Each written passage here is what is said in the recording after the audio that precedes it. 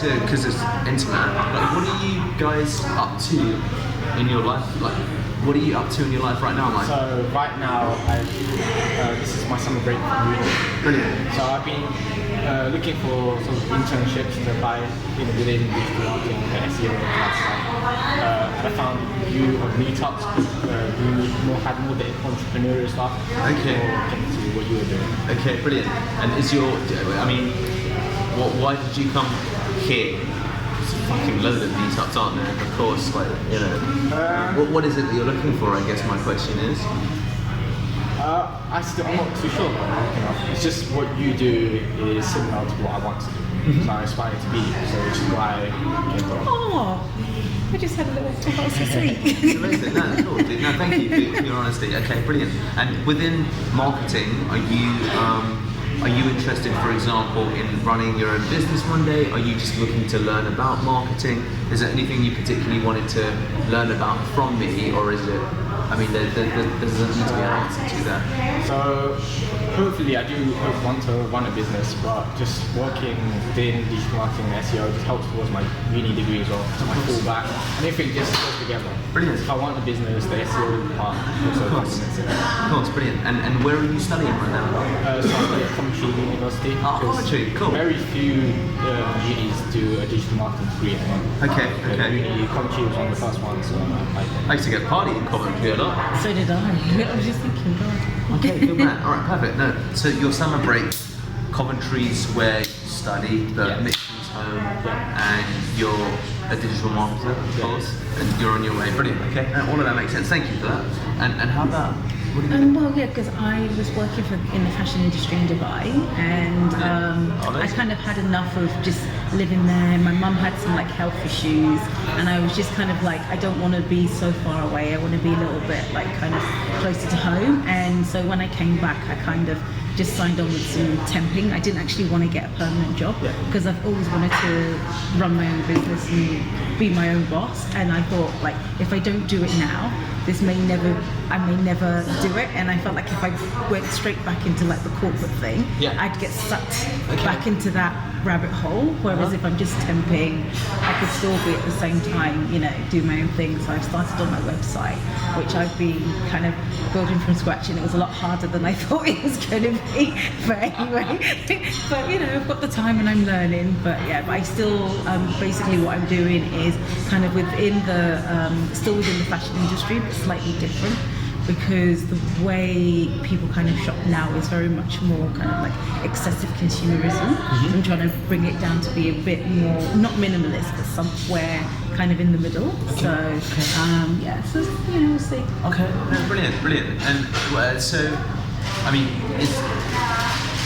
what do you think has stopped you from moving on? I get the sense that this is something that's been around in your kind of headspace for a few years, or is it new? No, it's been always in the back of my mind for lots of years.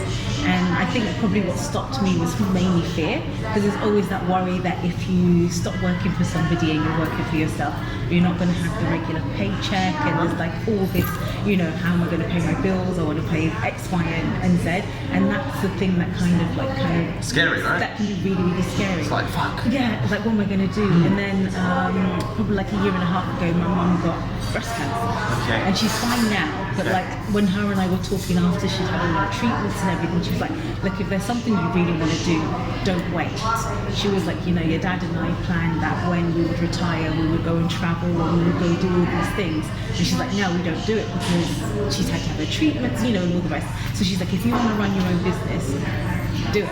Like, don't wait. So I think that was probably... Sounds amazing. Yeah, well, I know. I was shocked because it's not normally like the kind of advice you get from your mum telling you, yeah, just give up your work. You want to go travelling? Go travelling. And were you in Dubai at this time? Yes, she said that. Okay. So and she was here? She wasn't in Dubai? No, she wasn't in Dubai. But I was coming home, you know, and I think it was one of the weekends that I came, and she was asking, she was like, oh, you don't seem happy. And I was like, well, I'm not, because it's like my whole life revolves around, you know, my job, and it doesn't give me the same satisfaction that it used to. And I think it's partly because in my head I knew I wanted to do my own thing. And then I think after like I'd had the conversation with her, it just I don't know, it just kind of opened my mind a bit to be like, okay, because I always feel like maybe that's probably the biggest hurdle, is having that support. And it's like, if I've got that support there and no one's telling me, like from my family, don't do it, then I should just do it. So Yeah. that's what I did. No, okay. So yeah, and I went back, handed in my notice. Oh, wow. And then, Recently? Yeah, yes, and then moved back here. So I've literally been back in the Okay, country. because you're temping. Yeah. So I think I'm lucky enough that I haven't jumped into the corporate world yet, so I don't have You don't have that. experience any of that. Because the thing is, once you get your first paycheck and then you allocate it, your life does become, you kind of forget because It's seductive. it's very seductive, and then all of a sudden, and what you don't realize is that you don't actually need all the things that your salary gives you to get, but you just fall down that vicious cycle. And part of like the idea of what being an adult is you have to have X car, you have to have X house, you have to have a dining table, and you get sucked into all of that. And then because you have all of those things, it's almost like a trapping. And then when you do want to do something else, you really can't because you have all these financial obligations. So it's it's kind of sorry. Federica, do you want to tell them a little bit about you, so they know who you are? Oh, well, I'm 21, so I'm still studying. I'm still studying languages for international trade, for tourism and marketing at university in Italy. But up here for an internship, and I'm working with Deepak, right? So I'm actually here to learn about anything. I mean, I'm open to learn about marketing, about organization of events, and so that's what I'm actually doing with him at the moment. So that's that's why For I'm my here. sake, I want to know a little bit more about that. The internship. So what does he have you doing? Well, Now you're being interviewed. Yeah, this is the beauty of it being just us guys, and we'll go on to answer, of course, the question. with Deepak I had the chance to learn a lot about different tools, about it's everything online seems like maybe not difficult but strange if you're not used to dealing with those kind of stuff, but then you just realize that there are lots of ways to make life easier. So that's what I learned during these weeks that I've been working with him and for him. And I was more focused on organization of events because that's what I'm interested in. So that was my main field. But otherwise, I'm learning to use these tools to improve like productivity in any kind of field that can be used like in general. Yeah. That's Thank you. Well, thank you for being here, first of all, of course. And I guess I remember being 20, 21, and there was a particular moment where I just finished my A-levels, and I had the fortune of school not coming hard. And then I thought, okay, I'll make an application to like Oxford, and I thought I'm just going to get in because that's how it's always been. That wasn't what happened. I kind of, got a slap in my face, and it was my first experience of talent only taking me so far. And I'd never been accustomed to that before. I was always kind of the kid who could afford to be at the back of the classroom, leaning on a chair, half paying attention. And I remember getting kind of like my rejection letter, and it being something that I was emotionally not prepared for at all. Felt like I'd been sucker punched. It felt like, oh wow, this is validation that actually I'm not enough. Was it your grades that did it? No, it was my lack of training compared to the other candidates. It was nothing to do with my intellect, nothing to do with any perceived lack of education. It was the training that I didn't know that I didn't have, and I hadn't studied for it anyway because I'd rested on my laurels a lot, and I thought, well, everything else has been easy enough so far, and as I discovered it wasn't like that, and that was like the start of what became an interesting journey. So I decided to take a gap year, and I was 18 years old. This is like 2004. My family are born and raised in India, so my parents are like What do you mean you're not going to university? And you're going What do traveling. you mean? Yeah. And you know, we're all from ethnic minority families, and the expectation is that academically you continue your education, you study, you succeed. And I'm the youngest of 5, so like all of my siblings have gone through education and were either in or on their way to like careers, and I was like, I'm going to take a gap year. And then like my parents were like, well, you're just going to get a job, and you're going to get a car, you're going to get a salary, you're just going to kind of lose your way. And it was a very formative year in my life because I didn't really have a plan. I just knew that I needed to change something. The idea of taking a gap year was that I'd reapply. I was like, they said I'm not good enough. I'm gonna figure it out. So I'll take a gap year. And at the time that I said I was going to take a gap year, I was working at the Odeon Cinema in Uxbridge, and my parents were like, well, you know, what are you going to do? You've got this job at the Odeon. I was like, you know, hey, Pavel. Is it that? Yes, come Okay, sit, yes. join us. Just ask. Yeah, no, absolutely. We're a very tight. What's your name? Fabio. Fabio. Sorry, there's a guy from Pavel coming, and I thought you look like you could be a. Hey, Fabio. How you doing? Nice to meet you. Nice to meet you. Hi, nice to meet you. Nice to Come sit. Nice to sit down, huh? Yeah. And it's outside. Yeah. So we're a small group. So that's the camera. And I'm telling them about when I was 18 years old and my experience of not getting into the school that I wanted to, Oxford, and my parents being traditional Indian parents. Where are you from, Fabio? From Italy. Okay, okay, amazing. Okay, perfect. So my parents were like, why aren't you going to university? What are you going to do with your time?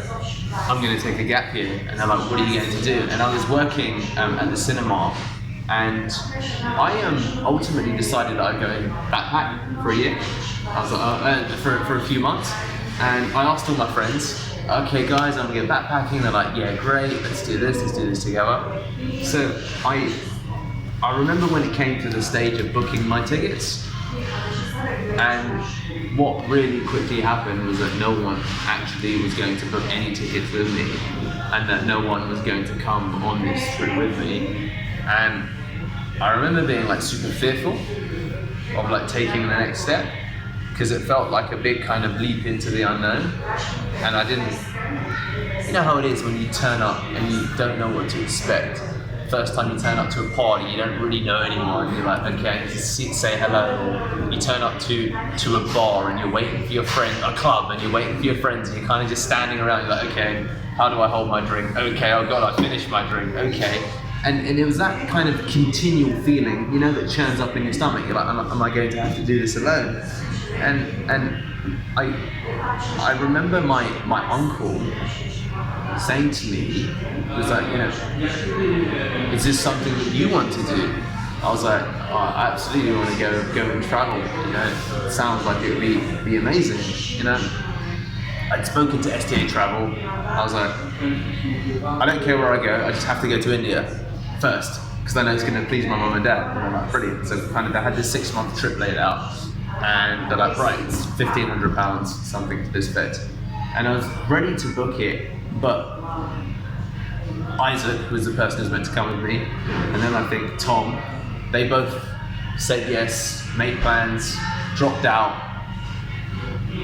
And I remember just kind of being at the table with my uncle, and he was listening, and he was sitting just like this, and he was like, what's going on, what's going on? And my uncle was running an agency at the time, so he had perhaps an alternative perspective than my parents, and he at that time said to me, listen, if traveling's something that you want to do, don't let other people's expectations of how you should be, or how this should be, or how your life should be lived change your path. The only person that you're going to be living with in 10 years from now is yourself, and living with regret is way worse than, you know, not taking the leap. So if this is something you need to do it and figure it out as you go along. And that was a big changing moment for me. Sometimes it takes someone outside of our circle to tell us something. Sometimes we're young and we're just looking for new experiences and new ideas, or to learn a little bit more about something. And that moment proved to me how powerful words could be, and what it meant to really take a risk. And that was something that really changed everything, because I went away at 18 years old in 2004. I didn't take a mobile phone. I went traveling by myself. I didn't have a plan. I was kind of scared for lots of reasons, lots of rational reasons that made sense about looking for answers at a meetup, and trying to talk to someone about this idea they have about how business should be. And what my uncle's advice really was, just do it, man. Find out what happens on the other side of that door. Find out what happens on the other side of that experience. And that singular piece of advice, I think, has been instrumental in me making decisions that I've always been fearful of.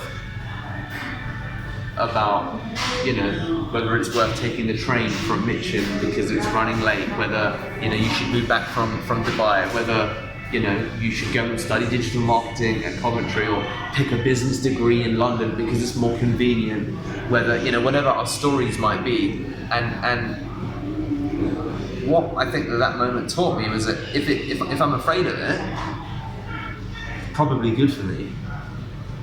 And it's an incredibly kind of simple thing to understand conceptually, but it's a very, very, very hard thing to activate externally, because we make excuses internally for ourselves, and the world will support our excuses. Of course, everyone's like, oh, you should go and learn from Deepak rather than starting your own thing because you're young and you should learn. Yeah, that's exactly what I should do. I'm going to try and get some experience. And the world will support basically you imposing limits upon yourself, right? Just in the same way that we had a decision to make as to this meetup was organised last minute. The event attendance was like poor. I could have said to you, it's not going to happen, and the world would have supported me. You would have been like, I totally understand. There's not many people. See you next time, and then you kind of go away, right? And that's an example of a fearful moment that I had today when I was like, well, this is not the format.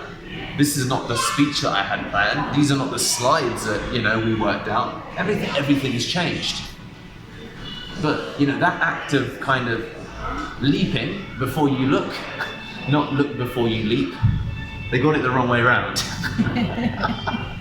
It's leap and then you look and figure things out, okay? It really, is the best education you can give yourself, because when you exercise that act of walking through things, you often discover that what's on the other side is actually growth. And what you left behind was your vision of how you thought things were going to be. And most of the time, that vision never serves us. It only serves us by staying small.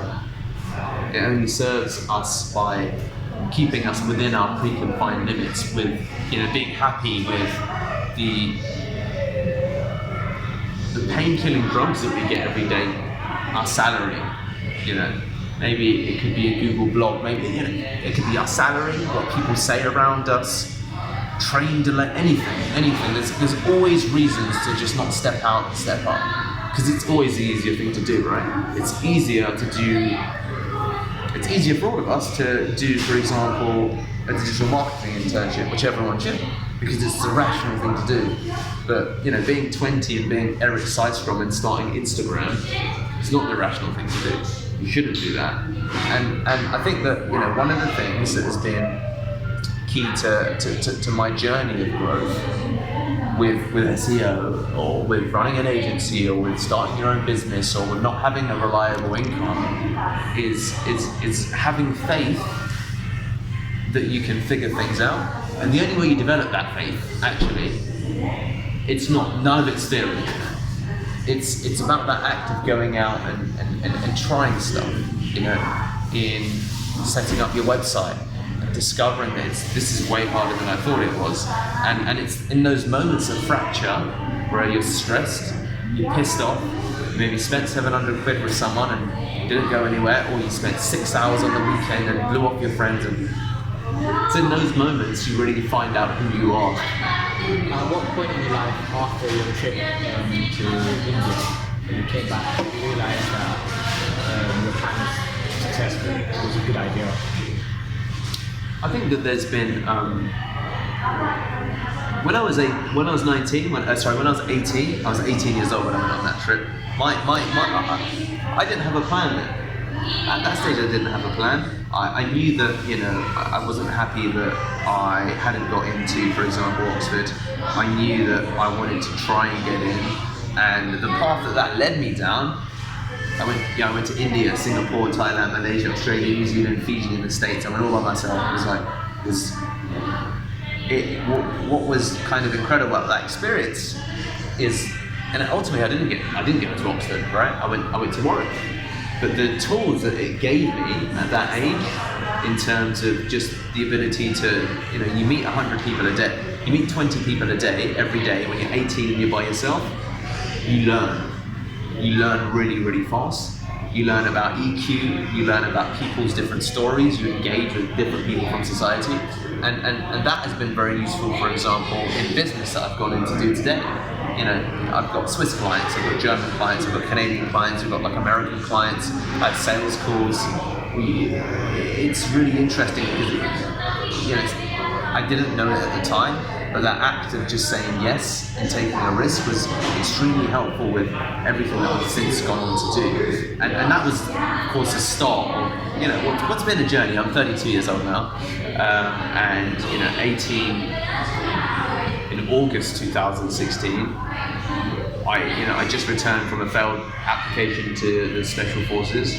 I moved back to my mum's place. I was broke. I didn't have no money, and you know, her auntie, my partner, we weren't together then. I was like, everything's fucked up.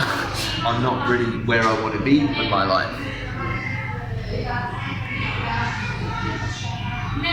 But what I had learned to some degree was, well, life isn't as I want it anyway. Let's just try stuff and kind of figure things out.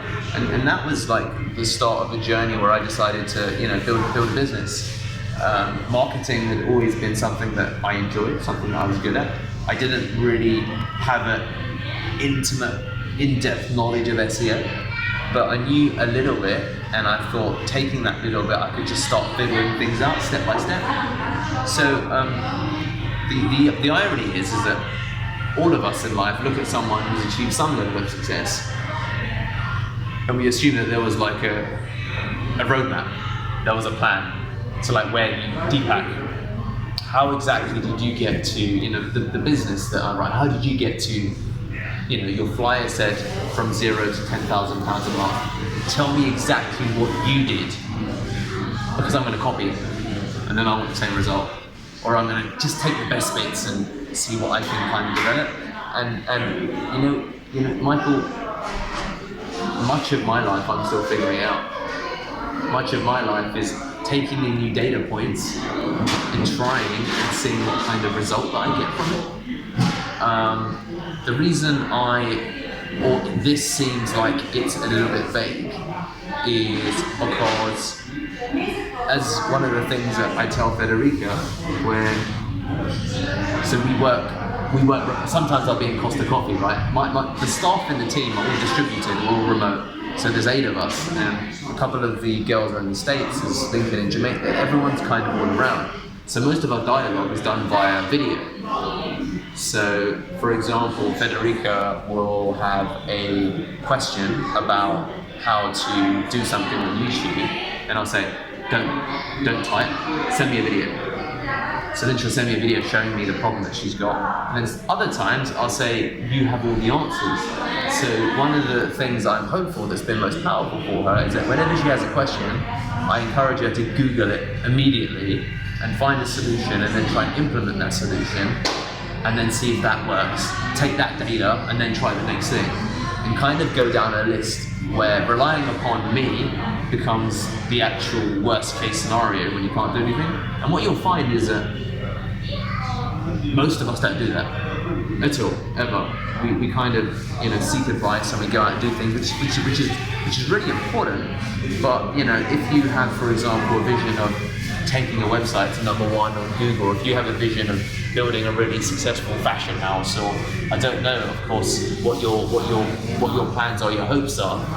Oftentimes, it's a case of taking something you see online and beginning to just action all of the steps, knowing that actually most of them won't work out.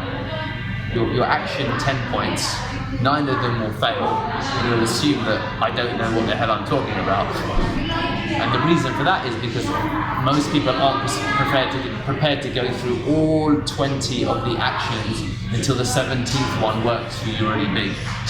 Most of us kind of give up. And the reason that we kind of give up is because no one likes to fail. No one likes to feel fearful. We're not accustomed to failure. And it's just, hey man. Can I get one of the guys? So yeah? Am I too late? No, come and sit. Come and sit. Oh, there's a few of us after all. Brilliant. Sorry about the late. Oh, no, don't worry.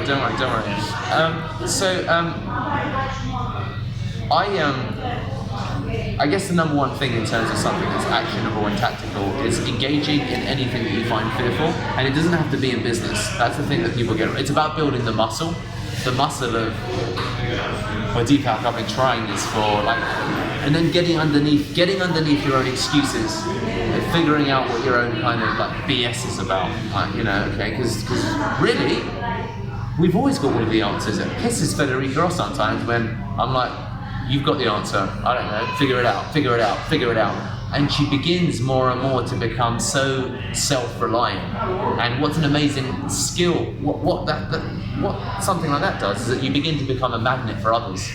Because most people like to rely on some kind of infrastructure, whether it's university and your digital marketing education, right? Which is normal, because this is what kind of society teaches us. Okay, you want to become a digital marketer, get a digital marketing qualification. You want to do this, do that. You want to, and there's all this structure. And the first,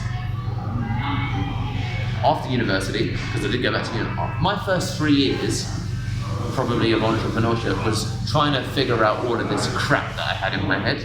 Because I had 23 years, my last job was at Deloitte, I was a management consultant, but I had probably 23 solid, strong years of being told exactly what to do, when to do it, how to do it, in what order to do it, and then I could get a predictable result. That's because that's what society teaches us, right? And then I'm gonna, for example, be like, okay, you need to figure things out, and you're gonna say, well, I've had 20 years of conditioning that has told me I need a PDF. Here is the checklist of the things you should do.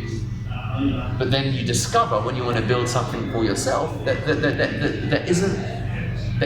the problem isn't the roadmap, because there are roadmaps. The problem is that you're not used to that kind of learning environment, because we're so used to turning up to a 9 to 5. We're so used to all of these things, and I had to spend kind of a lot of time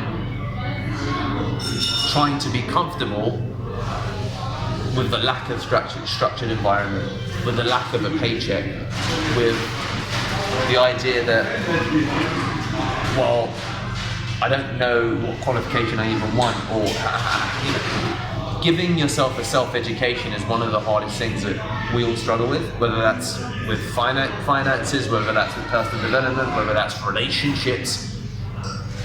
It's really hard when you spend most of your life in a form of employment, whether it's parental, kind of, you go to bed now, you wake up now, whether it's educational, your university lecture says be here at 5, Mike, or this is your assignment, whether it's, recreational even, because you go out to the pub with your friends on a Friday, and that's the thing that you do on a Friday. And when you want to achieve something out of the ordinary, the difficulty is that you have to suspend what ordinary does. Because anyone who's doing all of that stuff isn't where you want to go. And the problem is that you're slap bang in the middle of here. So all of the people, to a degree, that's through no fault of their own, everyone largely speaking who's giving you advice, you still spend 90% of your time around people who haven't achieved the level of success that you have aspired to gain. And then the second problem is that we all might come to an event like this and you think that 30 minutes to an hour of listening to me is going to undo 25 years of conditioning. Right? It isn't. It's when you think about it in terms of the time, it's 1 year versus one hour versus 25 years of training, right? So the second thing that I would say beyond, figuring things out is you have to figure things out via immersion. So when I say immersion, I mean the 10,000 hour rule that they talk about, that spending an hour, there is to a degree this notion, right, that you can do something for 4 hours on the side and you can build a business. People talk about it a lot, right? Full-time employment.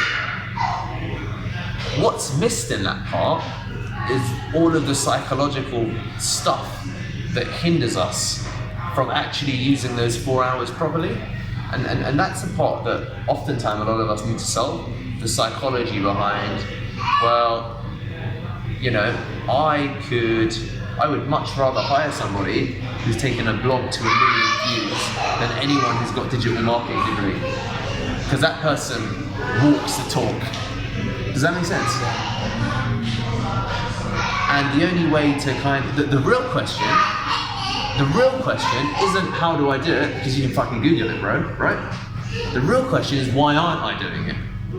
That's actually the real question, because there isn't anything that you can't find that exists online. So the real question, or the real problem that we need to solve, is what stops us. What is it that's stopping me? What is it that's making me plug into a book for 10 minutes or talk about it with my friends saying I'm really worried, or saying, okay, cool, I'm going to go listen to this. Like, what stops us from fulfilling our potential? Because that's like, we all have the potential to be powerful with everything that we do. Whatever your goal might be with digital marketing, whatever your goal might be with your fashion house, whatever the reason is that made you decide to come here and spend any length of time, right? There's some vision of a place that you want to be that you're not at right now, right? I'm assuming that that's the case. There's somewhere that you want to be in your life that's brought you here today. And, I welcome you to audit the activities that you do that really, are in aid of your vision. I welcome you to audit the inputs that you have. The inputs being not just the books you read, but also like the music that you listen to. One of my favorite songs when I feel really, really crap, or when I doubt myself, is a song by Ludacris called All I Do Is Win. The chorus is all I do is win, win, win, no matter what. It's something that I put on repeat. I've listened to that song through ultra marathons that I've done for like 6 hours straight, because I'm trying to rewire my brain to understand that, okay, Deepak, you can do this, you can do anything you want. And I think that we all underestimate the amount of rewiring that we need to do on our own brains to then go and activate the things that you're all capable of. So, when you step back into the unknown, how do you know what you're looking for? So, like, for example, we recently were interested in selling on Amazon FBA. Sure. So, how would I know which resources to look at and what I am looking at, say a YouTube video or a website? How do I know if that's good? And this is exactly the questions that I would ask if I was used to a structured system. That's exactly the expectation that we have of life when we come out of an education where we're like, right, you've got an assignment, this is where you need to research, this is how you need to do it, this is the order that you need to do it in. In this case, when you decide to do things on your own, of course, it's stepping out into the jungle when you're going from concrete buildings. There are no rules. The rules are what you make of them. So with a question like that, what's really interesting is, it underlines kind of the psychology behind the questions. How do I do it? What do I do? What order do I do it in? And a lot of those questions, to be honest with you, prohibit action. Prohibit action. The biggest thing that we can all do with anything that we want to do is to acquire data. Acquiring data is so important. You have to gain some experiences in that space. And oftentimes, you have to remember that we're all going into entrepreneurship like toddlers. A lot of it's just figuring things out, right? You can read a manual about how to drive. I can give you instructions about, how to stop a forest fire. It's very different when you're in front of 360 burning degrees. So in this case, what we also have to suspend, it's a fearfulness, because nothing's going to happen if you set up an Amazon FBA shop. You're not going to burn alive. So my question would be, why haven't you set up an Amazon FBA shop? Because of all of this stuff that's going on in here, right? Because that's, it's probably the, Amazon FBA. What is the one thing, what is the action that you have been working, or that you've been talking to yourself about that you could be doing right now? Or that you haven't done? For me, maybe I'm asking. You've got very comfortable asking questions. I sense the thinker, the intellect. Yeah. I don't know. I mean, at the moment, I feel like I'm spending a lot of time on the website, and maybe it's a little bit too much time, and I'm trying to make it perfect. Okay. And there probably is no such thing as perfect. Because every day I'm finding like, oh no, I don't like it like this, and then I'm changing it again. And instead of just like hitting whatever deadline I wanted to hit, I keep on retweaking. Yeah. So I think that's Okay. So if I was home, that's probably what I would be doing now, is retweaking it. I think I just need to get... It's become the safe space, It's become the isn't it? safe space, and I think I need to come out of that and just be like, that's finished, that's done. You now need to move on to the next project. But it's quite hard because... You're aware of your internal BS though, Yes, aren't you? yeah. You're aware but that... it's hard because I'm like... it's a new muscle. Yeah. It's going to be gentle, but recognize that you're trying to build a new muscle. Yeah. People take one step. Deepak, I took your advice. I went for a run yesterday Deepak, I've got a problem with eating chocolates. Deepak, I went one day without eating chocolates, so I took your advice. The day after, they start eating sweets. Like consistent small actions over time, it's hard. No, it's because when you're a corporate, you do your part and then it gets handed over to somebody else, and then you don't think about it anymore because you move on to the next bit. But when it's you doing it yourself, there is no one else to hand it over to. You have to do everything. No one's coming to save you. There's not really anybody for you to sit with and go, okay, I've done this. And then they say, oh no, but did you think about this? There's no manager to sign off of it or anything like that because because no matter what position you are, there's always somebody you report into that you would go and say, okay, this is whether your CEO to the board or what. There's always that. And I really hope that in 3 months you're not having this conversation with someone else. I hope so too. Because it sounds like you know what your problems are. Yeah. But the difficult thing, of course, for all of us is how do we then act upon it? How do we take that kind of step of, well, this isn't working. I was like, well, what else have you tried? Well, and then we have the story like, oh, well, Deepak, it's not as simple as that. It's complicated because you've got to do this and what about that? And you consider that, and it's like, the biggest wins that I've experienced in my life have often been by accident because I was trying stuff and I was like, oh wow, I didn't realize that would work. And again, it just goes back to trying to work on that muscle. It's like this small at the moment. The why haven't I moved on from my website muscle? Okay, Deepak, I'm going to ask you a smart question about this because this is what I do. I sit like this and I wonder and I ponder and I have glasses and people will look at me and think, that's a very smart question, Michael. And then I ask you a simple question about the Amazon FBA thing and then you deflect and you're like, but I have another question. We all have our defense mechanisms. I have mine as well.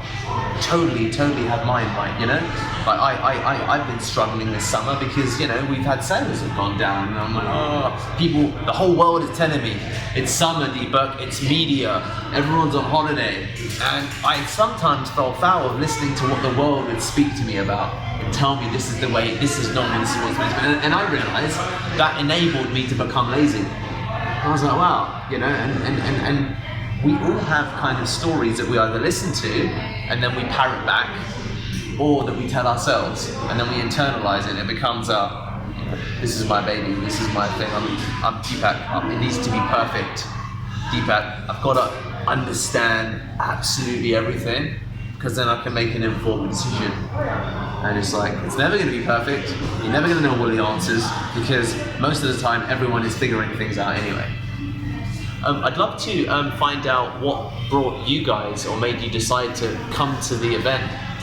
Really, yeah, I just come to, I don't know really enough about it. No, it's okay. I want to make I like to go to the meetup, you know, business meetup or something like that. And I don't know really what you do in awards. Yeah, no. I don't know, It's, just well, I will answer your question about what I do. I appreciate you guys don't exactly know what I do, and I'm gonna. yeah, maybe because I you think can he let does. Is there? Are there? I mean, what are you? Is there anything in particular that is going on with your business side of life that you want to make sure is answered here, or that I can answer for you, if at I all? was surprised the title changed my life in building 10,000 Yeah. pounds per month. Yeah. Do you do that? Yeah, I'll talk about all of that because Okay. maybe Yeah, that's a surprise question that I need us, to yeah, address. that's Okay, Brit. No, thank you. Yeah, Now, now I know. Yeah, work hard. Yeah. Now I understand what you're looking for because I noticed the whole time you're on your phone. I thought, I'm losing him. I've got to bring you back. Yeah, Okay. try to understand. Okay, fantastic. So, did you say your name was Fabio? Fabio, yes. I will answer that question, Fabio. I'll answer the question number one, what exactly do you do? And number two, bullshit, did you really make that money? I'll answer both of those questions because they're important ones, especially for you. I can imagine that you want to know.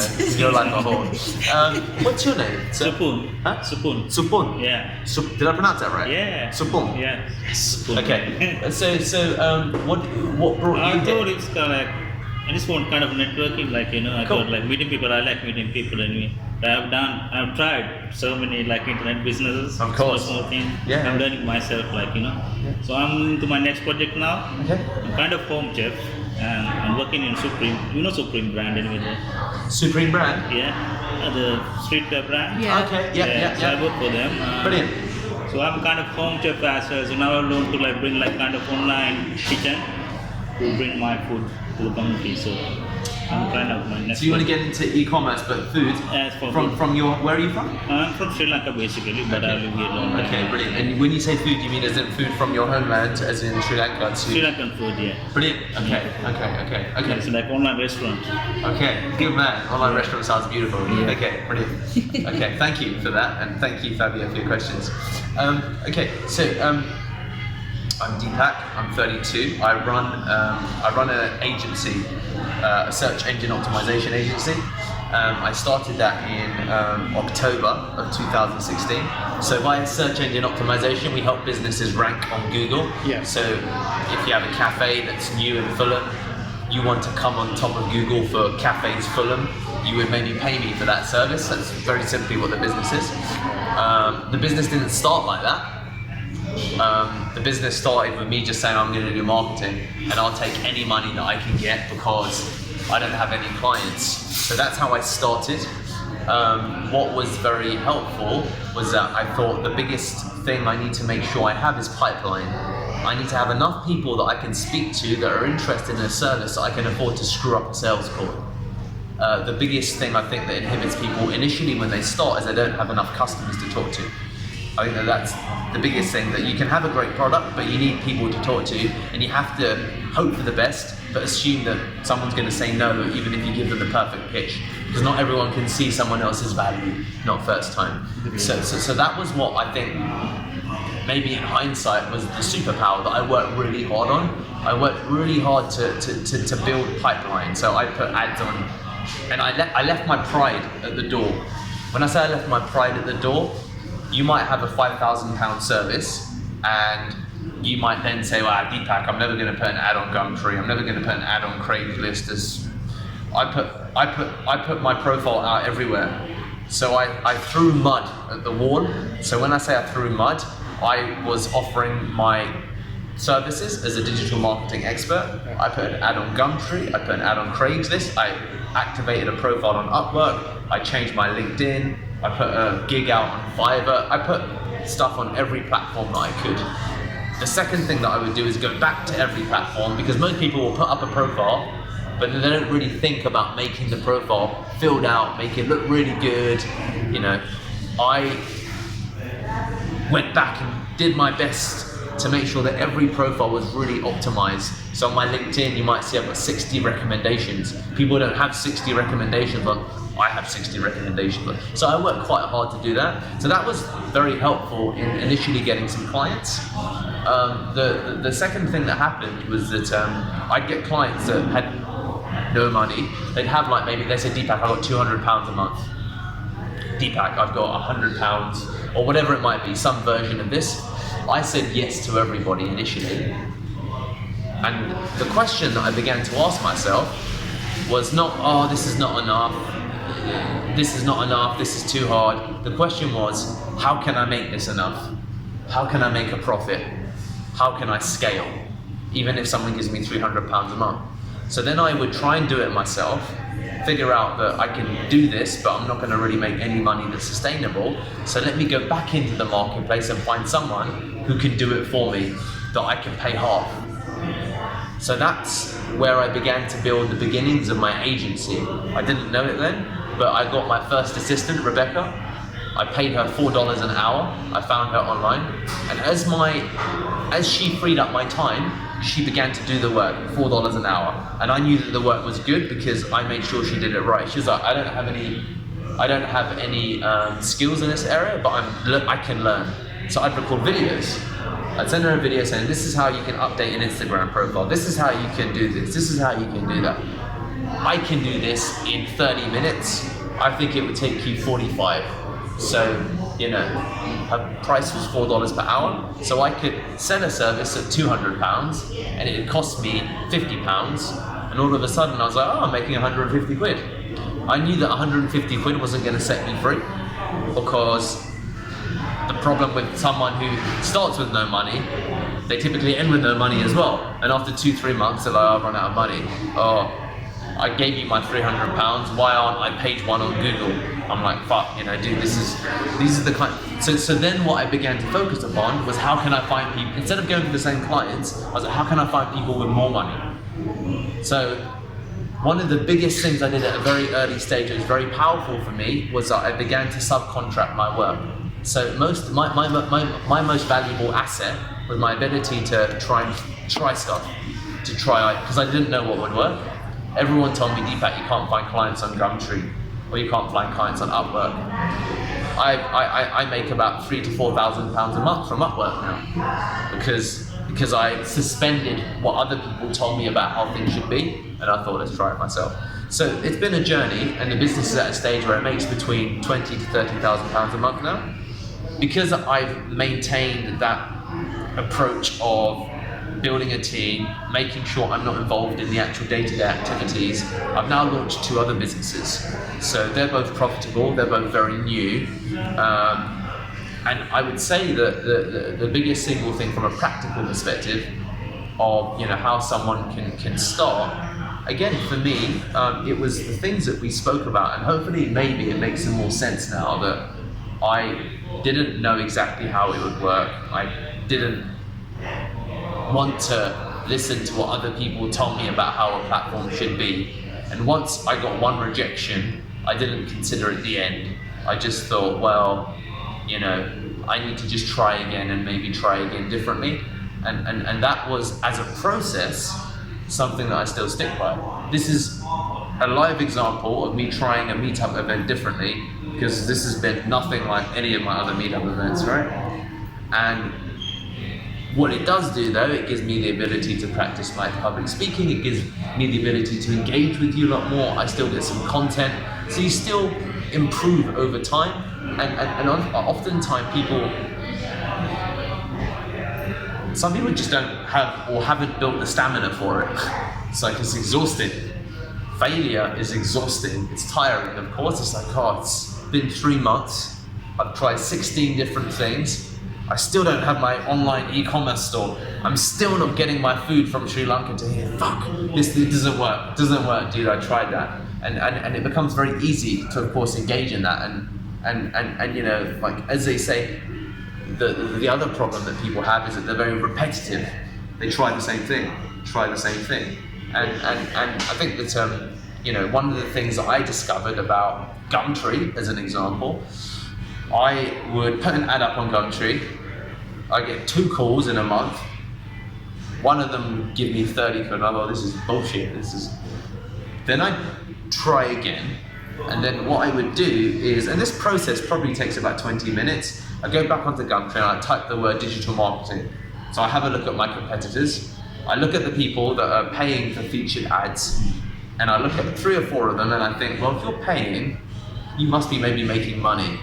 If you're paying, you must, I keep seeing you guys, you're making more money than me. So that for me served as validation that Gumtree can work. There's people that are paying, and I went through to the featured ads, there's like £119, and I was like, fuck, I've got no money, I'm not paying that. But there must be money on this platform because these guys are paying this money. So then what I would begin doing is I'd begin looking at the advert and I'd copy the best bits, and I thought, what's good about that advert? Okay, they got the keywords in the title. So they use digital marketing, Instagram, Facebook, Shopify. So they must use these keywords on purpose. I'm going to copy the keywords. Then I thought, what could I do better? I had this nice smiley face, and they just have an image of their company.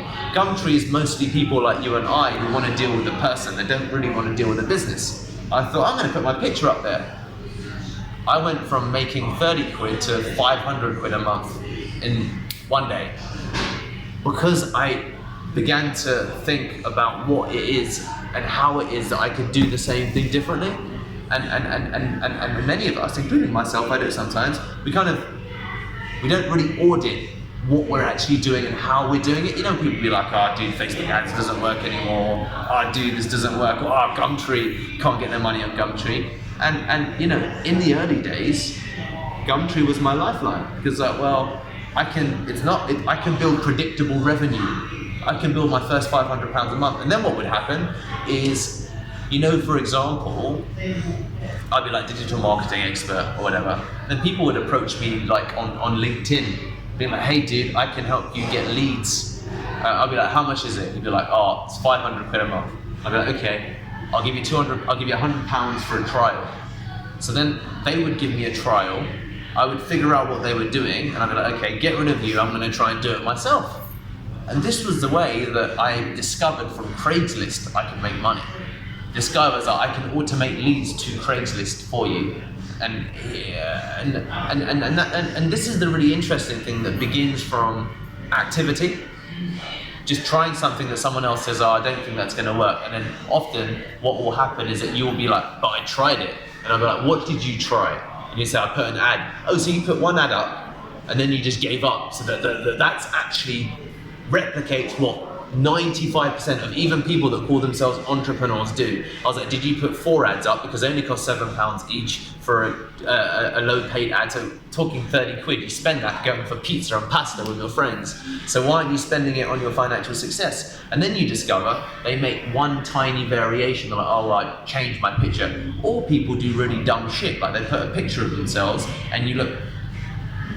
So why are you putting a picture of yourself up? You know, there's all of these things that people don't pay mind to that make big differences, and a lot of the time it's what there's this book called The Slight Edge. The Slight Edge is all of these little micro changes that you make that come as a consequence of taking that big first leap and being like, I'm going to try it, I'm going to see what happens, and then I'm going to try intelligently. And you know, from that guy on LinkedIn who said, oh, I'll offer this for you, you know, I kind of figured out what he was doing, and then I began to try that myself, and then and that made me some money, but in the end that failed. But what happened was I just kept trying things. I kept trying things. My friend said a platform called angel.co will work magnificently for me. I tried it, I got banned within 4 days, and I was like, oh shit, that did not work very well, did it? So there's, you know, in amongst this, I have many more failures. than successes. I've been banned from Gumtree, I've been banned from Quora, I've been banned from Angel, I've had websites de-indexed on Google, can't see them anymore. I've done all of it. And it's so amazing because it builds data. Once you start acquiring data, you can start operating really intelligently because you understand where the edge is, or you have a lot closer sense of where the edge is and how much you can push things out. So one of the reasons I ended up getting banned initially from Gumtree was I was like, oh, I can spend 20 quid in London and I can get £500 back. Overnight, London, Birmingham, Manchester, Glasgow, Sheffield. I was like, I'm putting fucking ads up everywhere. There's like, and people are like, Deepak, you can't do that. You should do that. It's like, it's not you to do that. Dude, I went from £500 to £1,500 a month, and I was like, of course I'm gonna fucking do that because that slight edge of deciding to, okay, I only made £30 this month. You know what? I'm gonna try again, and I'm gonna really think about what is it that I could change. And that small action led to all of those other things. Now eventually I got all of my profiles started getting taken down, and I had, and eventually I've now moved off Gumtree, of course. But those days were brilliant because then, what it also gave me was some happy customers because they had £200. I got Rebecca doing stuff, and these customers began to leave reviews for me. So, you'll look up my business and we've got over 100 reviews online. Like, no SEO agencies don't have 100 reviews, or if they do, they're mostly bad. But I was like, wow, I've got this customer base now of people that can't afford much, but they're appreciative sometimes. Not all of them are. A lot of them are though. And I'm like, can you leave me a review on Google, dude? Can you leave me a review on Trustpilot? Can you leave me a review on LinkedIn? That began to help. I didn't really appreciate it then, my SEO. So nowadays, sometimes people search SEO agency, not in the UK, but they outside, like a company from Spain found us, and they're like, we got a budget, €3,000 a month. I was like, how did you find us? We Googled SEO agency. You guys had a shitload of reviews, so how can we work together? And it's really interesting how things can evolve over time from that simple action. And I could never have predicted that, dude. Which is why I can't tell you how things are going to be with your Amazon, with anything, if that makes sense. Like, your journey to success is going to be uniquely yours because we've got different experiences, different inputs. Just like, I can't take Arnold Schwarzenegger's training plan and then become fucking Mr. Olympia 5 times because we know that's not how life works, if that makes sense. Because of a multitude of reasons, but it all starts with that indomitable will to just do stuff. You know what I mean? You're like, I don't know, I'm gonna figure it out. I don't know. But like, oh, there's only 4 people coming to the event. Oh, well, Jesus Christ, this is gonna look I don't know. I'm gonna figure it out. We just, people will turn up and we'll do what we do. And over time, you win. You just become better than everyone else because you keep, it's that whole last man standing concept that I've been through the wars, I've failed, I've fucked up, I've worked hard, but I'm going to keep going, I'm going to try it, and I'm going to succeed. And the other thing that I've come to recognize is that if you take that approach to life, you will at some stage become powerful. Powerful in your own lives and then powerful helping others. And your journey of success might start when you're 54 years old. And that might be the decade between 54 and 64 that you become worth 9 figures and you change your lives. And this is what Steve Jobs talks about when he says about connecting the dots. That, you're going to do things like when he talks about, have any of you seen the Steve Jobs famous speech about when he was in school? Okay, so when he's at that's okay. So when Steve Jobs was at university, he ultimately dropped out to start Apple with his friend Steve Wozniak in his friend's shed. And at the time, he was like studying some kind of like economics class. He's like, this is boring. This is not what I want to do. And he said that one day I randomly walked into a calligraphy class. They were talking about how to write and the ways that you could write with these different kind of pens and cartridges. He's like, I sat there and I kind of it was really interesting to me. And he was like, it was funny. Little did I know it then, but that calligraphy class was going to become one of the founding reasons between the beautiful fonts and the beautiful designs that Apple have. And my inspiration came from that calligraphy class. So, you know, saying yes to opportunity, being resilient enough to just take actions in the face of downright failure. Because that's where you discover yourself, right? When you're like, this is hard, my kids are at home, screaming, I've just been told I'm being made redundant from work, or, you know, I've been going to these conferences, or whatever the story might be. Everyone's got their kind of thing. It's just you know, if you just keep pushing through, success will come. It is an inevitability, but what defeats us is oftentimes all of this stuff. Does anyone want to ask me? So interesting. Yes, sir. Any questions? Do you guys have anything you want to talk to me or ask me about? I just figured out on the bus the chatbot. Keep quiet. No, chatbot, how it works. I tried the chatbot. The chat board? Yeah, because I just figured out in the messenger, like I was searching through, you know, the sponsors ads coming in through the messenger. Are you talking about Facebook ads? Sorry? Yeah, you know, it's not exactly the Facebook ads. You know, when you go into messenger, Okay. you look through your friends, so yeah, who's online and blah, blah, Okay. blah things, yeah. And you see the sponsor that's coming through the Yep. messenger as well, Yep. yeah. Yep. And I Yep. just figured out there's like one called chatbots, Yep. and there's one guy doing like £1 meals. Alright. Okay. It comes like £1meals.com or something like that. He's not online actually, but the chat's coming up. You know? Okay, okay, So it's okay. really Yeah, no, interesting. bots are an Then amazing now thing. this is cool that I can add this to Give my it- online thing, like, you know? Exactly. Yeah. Exactly. Yeah, I think it's just about taking actions, you know. Yeah. That action might be the right one, it might be the wrong one, who knows, but acquire data. Try it again, try it again, and see where you get. No, completely agree.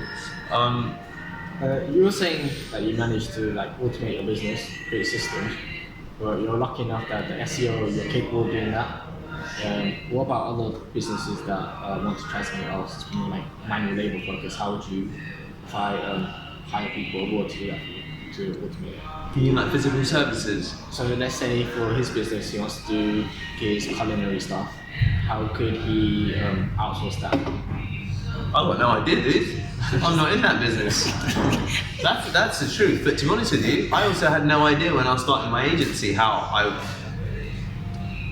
I think how you do it is you start by asking the right questions to yourself. It's like, how can I? Not rather than can I? It's when you start asking how can I, then it becomes very powerful. So one of the questions, when I set up my business, I had some specific criteria. I was like, I have to find a way for people to pay me up front. Because everyone told me, oh, well, you're used to invoicing at the end. And then within the first 2 months, I hated chasing people for invoices. I absolutely hated it. People ignore emails, people don't call. It's just like, it's just horrible. The whole experience was horrible. So I thought, well, I want to charge people up front.